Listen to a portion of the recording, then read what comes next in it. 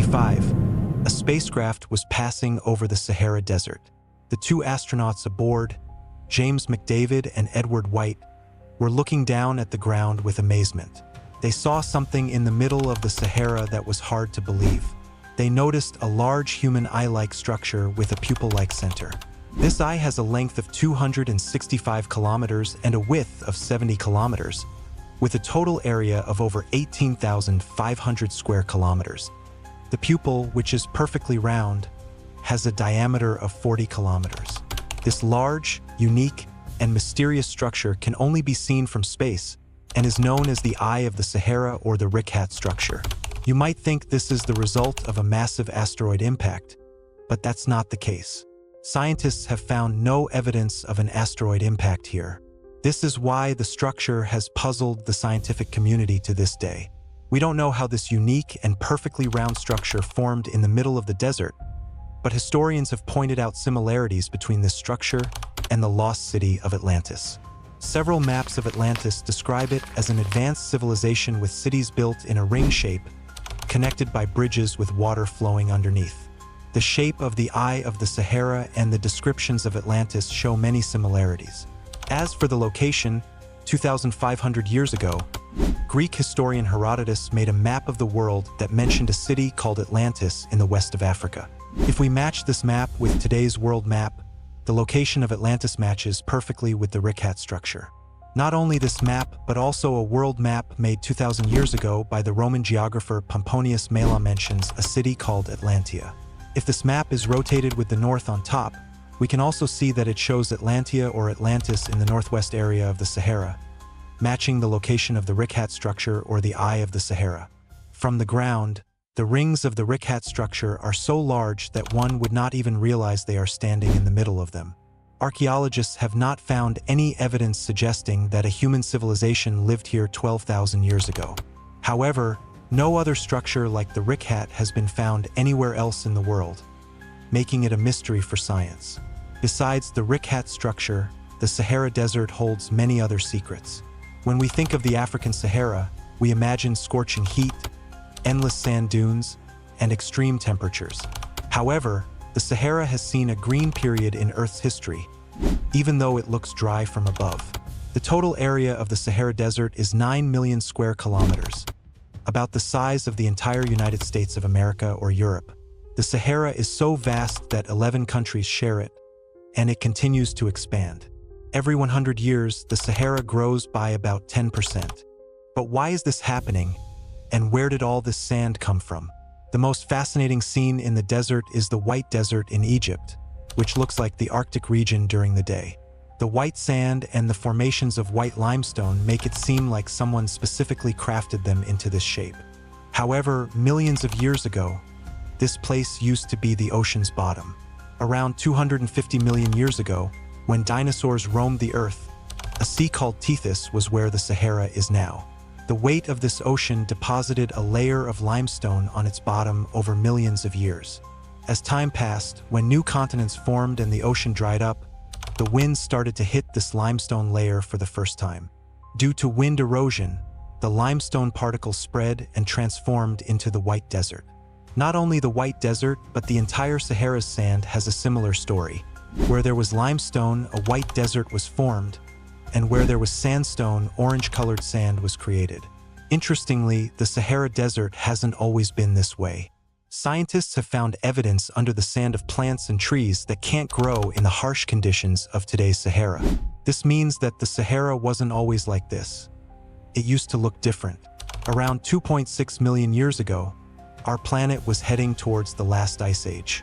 Everything started to freeze, and there was no distinction between land and oceans as glaciers began to form. Geologists say this was the beginning of the fifth major ice age in Earth's history. Our Earth goes through ice ages every few million years, usually due to changes in its orbit, moving it further from the sun. During the last ice age, the equatorial areas, including Africa, didn't freeze but became quite cold, known as the African humid periods. While the rest of the world was covered in a thick layer of ice, the Sahara was lush and full of life. Thousands of miles of meadows and lush grasslands covered every inch of the Sahara. Rivers flowed and lakes existed, which would have been the largest lakes in the world today. All kinds of animals, like those in rainforests, lived there. Along with all these things, a large number of ancient humans also migrated here because the Sahara's greenery supported life compared to the rest of the world. Agriculture was possible, animals could be raised, and the climate was livable, much like today's Europe. This ice age lasted about 2.5 million years and began to end around 11,000 years ago. The Earth's average temperature, which had dropped to minus 60 degrees Celsius, slowly began to rise. The thick layer of ice started to melt, and the glaciers over the oceans began to melt as well. The living conditions in the Sahara remained stable for thousands of years. Still, around 4000 BC, roughly 6,000 years ago, nature decided to take back the Sahara's greenery. The green meadows started to disappear, and the sand underneath began to spread again as it came into contact with the wind. The lush green Africa from millions of years ago can be glimpsed in today's Nile River, the world's longest river. The Nile, which is 6,695 kilometers long, starts in Uganda in southern Africa and flows through the Sahara, ending in the Mediterranean Sea near Egypt. When North Africa turned into a desert, the people living there had no idea where the Nile's source was. This is why the ancient Egyptians began to worship the Nile River. In their eyes, it was a sacred river with an unknown origin. Even in modern times, several expeditions have tried to find the source of the Nile. The entire Nile River passes through 11 countries and is only 200 meters shorter than the Amazon River. Since the African continent had pleasant weather during each ice age, either very hot or normal conditions, no Arctic conditions made it impossible for humans to live there. This is why evidence of very ancient human civilizations has been found in Africa, and it can be said that humanity started here. In November 1974, the oldest human skeleton was found in Hadar, Ethiopia. This skeleton is 40% complete and astonishingly 3.2 million years old. The belief that humanity began in Africa is supported by scientific evidence and many religious texts. In the Sahara Desert, there's a place called the Ennery Plateau where a secret garden exists. This place is like a paradise for local nomads in the hot sand. For thousands of years, this spot has been a stopover for caravans traveling through the Sahara.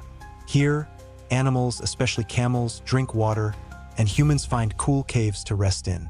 The caves still bear rock art from when the Sahara was green, showing mostly cattle, animals typically found where there is grass to graze. Today, besides camels, no other animals can move around in the Sahara.